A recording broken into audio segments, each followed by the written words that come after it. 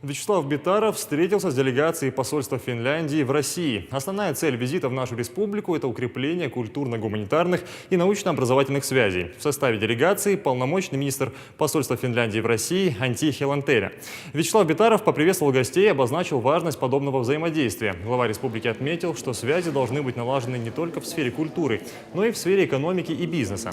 Для благоприятного сотрудничества есть все условия. Вячеслав Битаров также подчеркнул необходимость обмена опытом, особенно в сфере туризма и сельского хозяйства. Гости, в свою очередь, высказали готовность к сотрудничеству и обсудили возможный бизнес-форум как первый шаг на пути к совместной работе.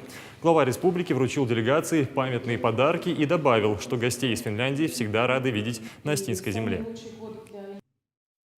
Хочу также высказать уверенность, что ваш приезд послужит дополнительному укреплению взаимоотношений, прежде всего, России и Финляндии.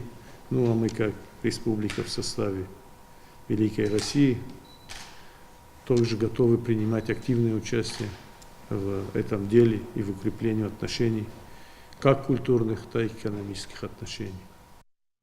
Сегодня же представители посольства Финляндии рассказали студентам СОГУ об осетиноведе Андреасе Шогрене. В Финляндии есть даже научное общество, которое занимается изучением научной деятельности знаменитого языковеда. Его председатель Яако Хельминен специально приехал в Северную Осетию рассказать о Шогрене студентам. Полномочный министр посольства Анти Хелантеря выступил с лекцией о современной Финляндии. Вся встреча проходила в формате открытого микрофона. Ребята задавали вопросы и общались с гостями из Финляндии. Делегация подарила СОГУ книги и научную литературу, посвященную наследию выдающегося ученого-лингвиста. Напомним, Шогрен считается создателем осетинской кириллической азбуки. Ученый первый опубликовал научные исследования таких грамматических категорий, как падежи, временные формы и формы спряжения глагола. Многие из них используются до сих пор.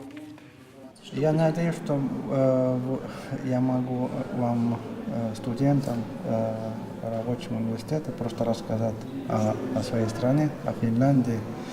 Какая она страна современная, то нам исполнилось в прошлом году 100 лет, это было большое событие для нас. И кроме